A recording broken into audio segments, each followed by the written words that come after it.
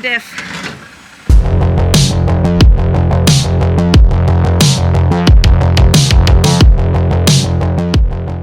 We are going on 7 Mile Rim today, or at least we're gonna start it. We're gonna see if it gets too gnarly. We want to get home at a decent hour, so we're gonna see how it goes. So we're gonna try to start it, and we're gonna work on airing down right now. So yeah, there's proof. We're airing down. I have proof. Look, he does do it, folks. I know you say he never does, but he does. Proof. Yeah. So now you have proof that we do air down. For all you people who say you don't air down, yes we do. It does happen. So we're gonna start airing down, and then we will get on the trail here in a second. Well, here we go on this adventure today. If you haven't been on our channel before, welcome. We are Legendary Trails, and this is our 2023 Jeep Gladiator Mojave that is borrowed from a friend. We're borrowing this because our Tacoma got smushed and we haven't picked a replacement yet. Our other trusty vehicle is a 2022 ZR2, but we didn't bring it with us. So let's cover some basics while we travel to the beginning of the harder parts of the trail. This Jeep Gladiator is 100% stock, and it is the Mojave package. But what does that really mean? Well, it means the Mojave is special, and it is similar to the Rubicon, but not the same. This 23 Jeep Gladiator Mojave comes with a standard 1-inch lift over the Rubicon, and it comes with 33-inch tires. Now, unlike the Rubicon, this does not have 2 lockers. The Mojave only comes with 1 locker, and that is located in the rear. It does not have a front locker or a sway bar disconnect. However, it does come with a rockin' off-road suspension that's very special for this package. Now with that out of the way, let's get to the first obstacle on this trail. So this is the first obstacle, real obstacle. Everything else is just super bumpy. So we're gonna see how this goes.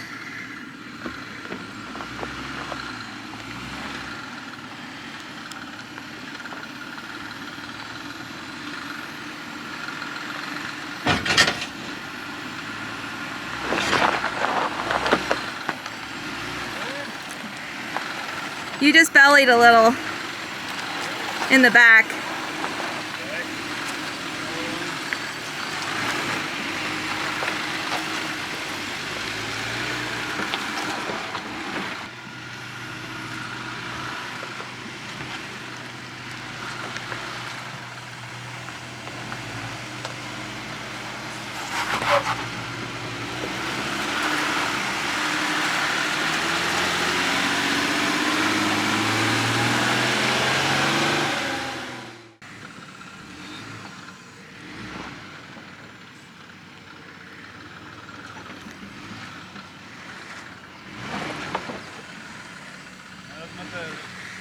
You're okay right now.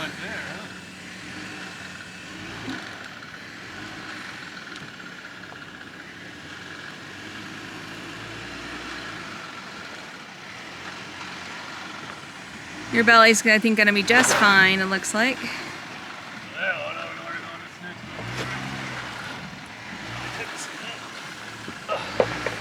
This one's ramped a little bit more, so I think this one will be just fine.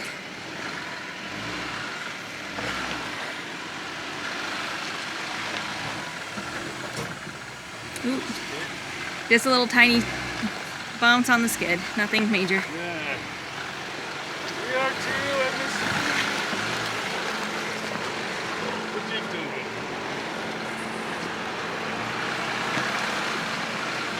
Yeah, the ZR2 would have been a little bit better on this hill climb with these Legends. And that is because it has a better breakover stock from the factory than the Mojave. Let's continue.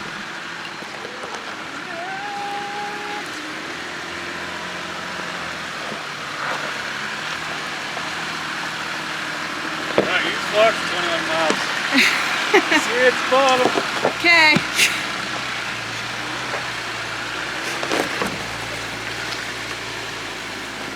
We've just conquered the steps. So that's the first obstacle on apparently 7 Mile Rim. And so the whole loop is actually 21 miles. But the major part of the loop is about 7. That's why they call it 7 Mile Rim, apparently, according to the sign. I know! But apparently the last major obstacle is around 6.5, and that's Wipeout Hill, which is optional. No, and so we don't have to do that. That actually will take you to another trail, which is super extreme and hard, and we are not doing that. according to the sign, the next major obstacle is called the ledge, and apparently from what we read online, it's where you're gonna get a little bit off camber and it feels kind of butt clenchy, but only first people. we're gonna see how butt clenchy it is to us. We've done a lot of clenchy things. Dane has been on 2 wheels. Oh yes, on Hell's Revenge. Yeah, that was not fun. That was a little sketch. That was sketch. So as long as it doesn't feel like any of those things, I think it'll be fine. We'll show it to you when we get there. If there's any other obstacles in between, we'll make sure to show you. And of course, there were obstacles in between. So here is something unexpected. Here's some ledges. So we're gonna go down.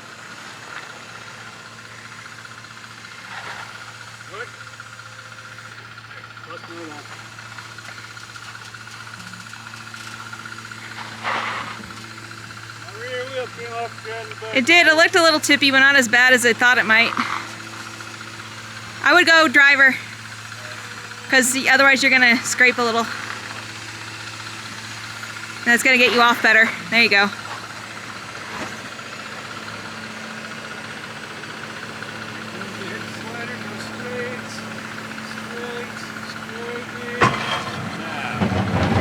Titanic ain't got nothing on me.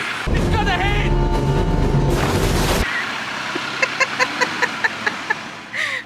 And we mean that with all niceness to the poor Jeep. We have been wheeling trucks for years and years. Our first one we did on YouTube was a 2015 Ram 1500, and trust me, when they are off-road and they scrape you, they feel like you're trying to wheel the Titanic. So for anyone who's not familiar with this iconic trail in Moab, you're probably wondering why it's even here. Well, back in the day, Moab was actually known for mining similar to Breakover, Utah. But this was actually used as a uranium mine road. Today, there is no longer any uranium mining, but there is some cool arches and formations that are famous along this trail. But we'll get back to that in a minute.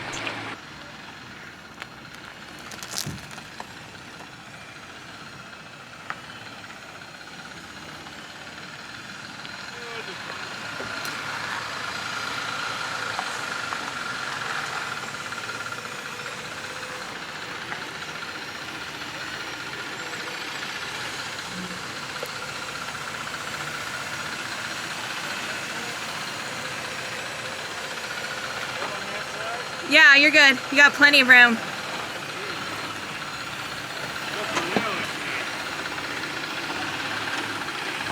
Okay. It's a ledge. It's a big one. You're okay there.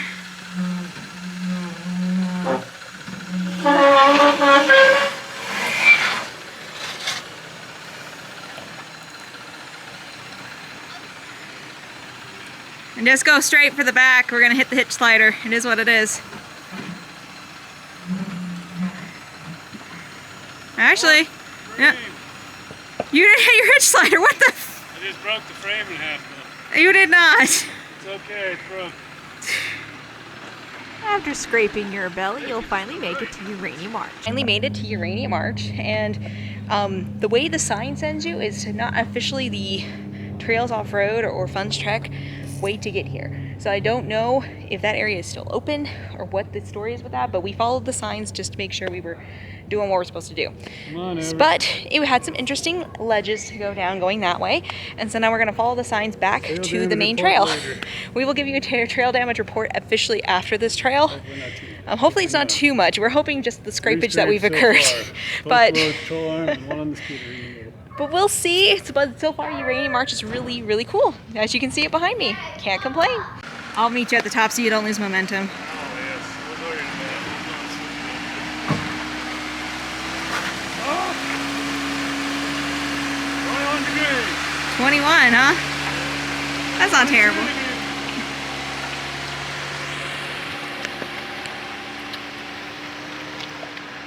If you're in a short wheelbase for this little tiny dip, it's not that big of a deal, but if you are in a longer wheelbase like the Gladiator or any other truck, you're going to want to be a little bit careful. We'll show you this from the outside so you can get a really good look at it.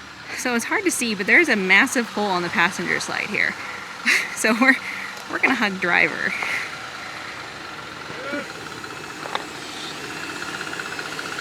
And straight. Yep.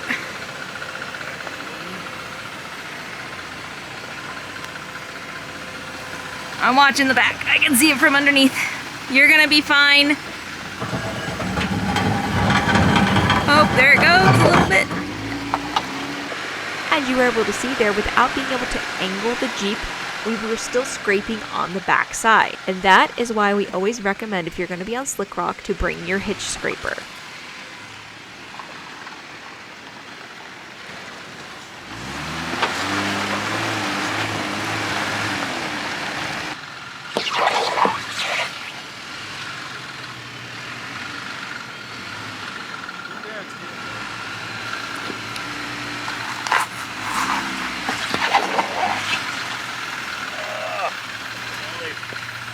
You need a turn, driver.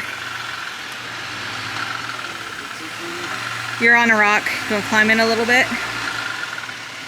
Oh, there is the belly. And the back tire's now climbing.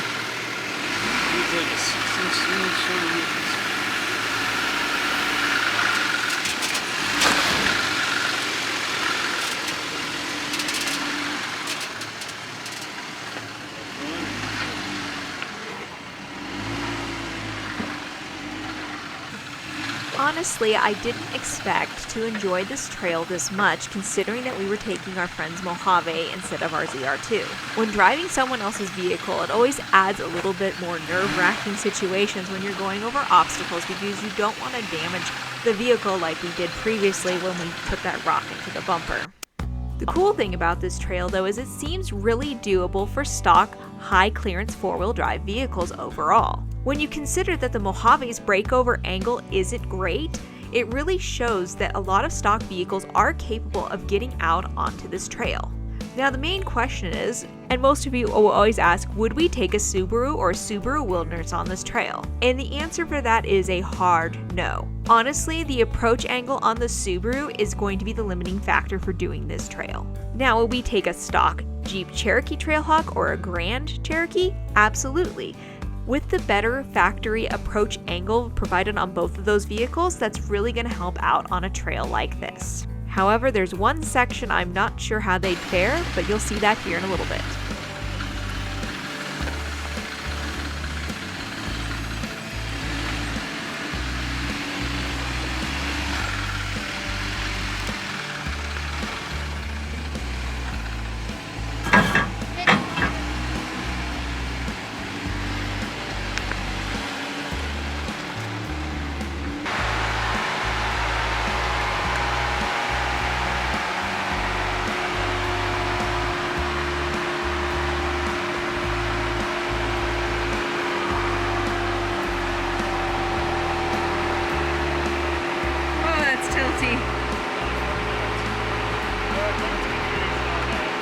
It doesn't look it from the camera, but it is.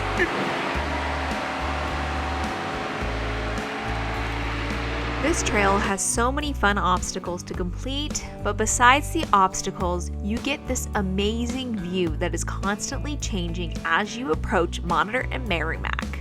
You get a true feel of the different types of sandstone and geology that is available around the Moab area. It's truly a special type of four-wheeling where you get the scenic views and you also get some moderate obstacles along the way.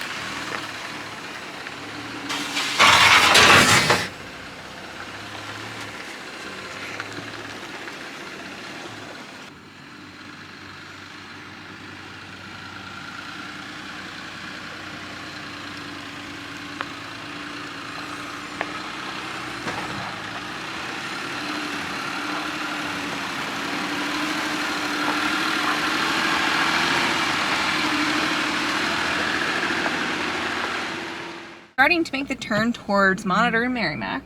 Yep. And what do you think of the trail so far? It's good, lots of big rocks. It is, and the Jeep is actually surprising us. Surprisingly low in the middle. I mean, no, it's doing good. It has been doing everything asked of it. It has been keeping up with the lifted ones, which has been great. I would say the problem I have with trails in Moab, and it's just a general comment, is that there's so many people. Like, this part of the trail we've been better, but when you get to an obstacle, like a lot of times there is a wait to go up that. Now, the good thing about having people around is if something does happen, you will probably have some help. So, I guess, you know, it's a catch-22. Oh, Jeep update. I love the shifter on the 4-wheel drive's great. The transmission's good. The wind noise and road noise is still horrible, but tolerable-ish. It's true. We haven't covered stuff yet. Yeah, we haven't got everything. But other than that, it's great. The mud tires are very loud. I would not recommend those. They're very great. They're very loud on the highway at 80 and 70. This one doesn't have any death wobble. It steers better. Well, it's got it all doesn't the try things. to kill you when you're It driving. doesn't try to kill you when you're driving. It's great. So they fixed all that. All right. Made it to the overlook, which is right before Monitor and Merrimack, and so this is pretty cool. It actually overlooks the highway of all things. So let me turn around and show it to you.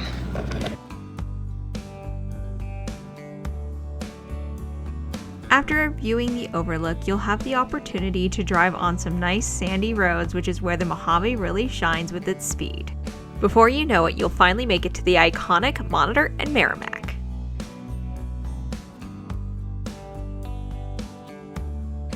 Not too far after visiting Monitor and Merrimack, you will finally reach the iconic boulders that you have to go in between. They are narrow, but they're not too bad as long as you're careful. So this is the narrow spot on the trail. And it's not actually as narrow as I thought it'd be. Straight.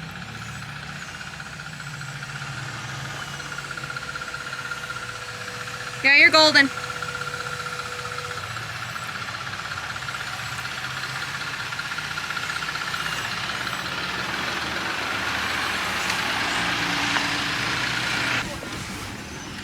So this is the famous Tippy spot. We call it the tip. This whole section is the tip spot. Tippy? Because it's tippy and makes people really uncomfortable. And so we're gonna see on Dane's uncomfortable factor how uncomfortable That's the section? this is it. You sure? Yes, we're at 19. Oh, wow. So, do we take this section? You have to. Okay. 21 degrees sideways. That's not fun, but it's okay. Yeah. They say Still this is the comfortable. tippies. Yeah, it's not like Not bad.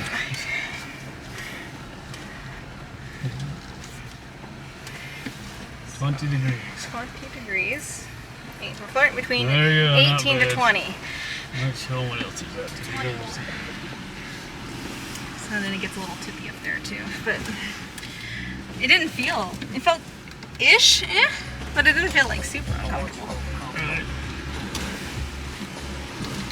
Not too bad. Yeah, It actually, 22 degrees is pretty sticky. it's still, Left? yes.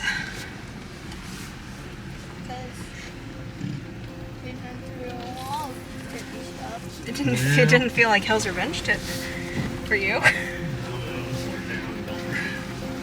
Honestly, it was tippy, but it wasn't anything that we haven't done before, but maybe we're just used to being tippy. I don't know. Now, the next part is probably where a lot of people end up turning around because it looks more intimidating than it is. And honestly, I think that this coming part is a lot harder in my opinion, just because you are tipped and you are nosed down at a minute. So we'll get to that and show you our inside footage because it's kind of entertaining. Yeah, that looked terrible. They say all these look terrible, worse than they are. So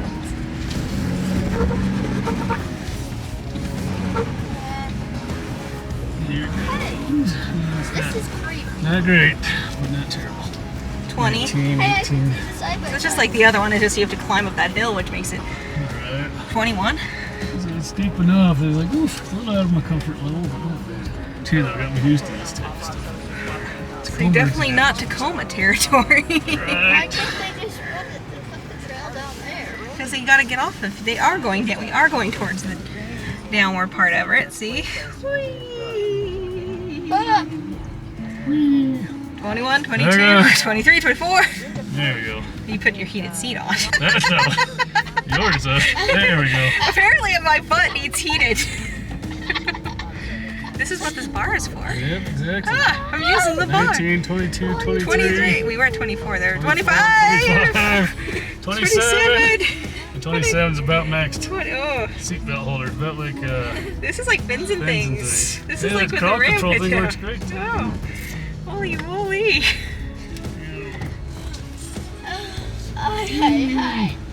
That was steep. That was steep.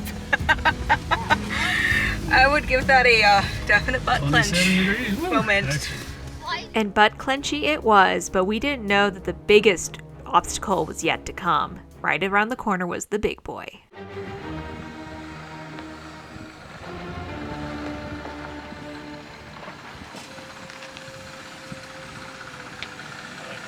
You're okay. Your tire's sliding a little. You're fine. You're right there. Yeah.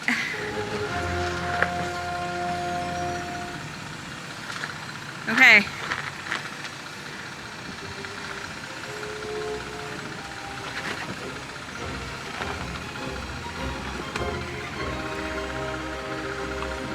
Yeah, you're good right there. Yeah, keep going straight. Just keep going straight. We got to get that bumper off that rock. Right there. Yeah. Ish. Keep. Oop, we're on our diff. You're okay. Perfection. You are off of it, but you got to keep your tire right over where you are and straight off of that. There's a big rock. Right there. Yeah, we definitely scraped it. But not very much. It wasn't like terrible. Not terrible, really. As you can see, that is the obstacle that we question on whether you would want to take your stock Jeep Renegade or stock Trailhawk of any sort back in this area. Tire placement is key, and honestly, it was the only line that we had without causing damage. There was a Wrangler who went ahead of us on those giant steps, and he hit his bumper super hard because he took a different line than what we took. So if you're gonna wanna try this trail, your options are try that obstacle, or you're gonna have to turn back around and go back the way you came, which is actually quite common. Oh no. You'll be fine on this one. This one's easy. It's perfect. Turn radius is much superior to Tacoma. Much better turn radius than Tacoma. It does have a better turning radius.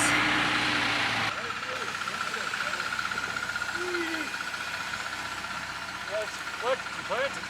The other side, see on the ground. Oh, that side's up now. Which one? Your driver. Oh yeah, no big, barely. There you go.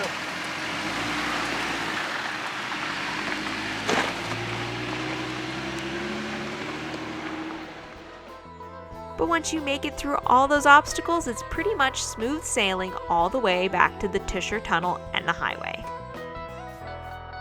We have officially finished 7 Mile Rim in a stock, not stock tire, stock everything, stock vehicle, as you can see. And we will do a trail damage review when we get back to the shop. Mine, it's really scrapes. What kind of scrapes actually occurred on the trail, but as you can see, we're out of there. We're gonna hit the highway and we're gonna head back to Colorado because, 9 to 5 jobs are calling. So we will see you guys later. If you want to see some more awesome videos, you should click on that suggested one right there.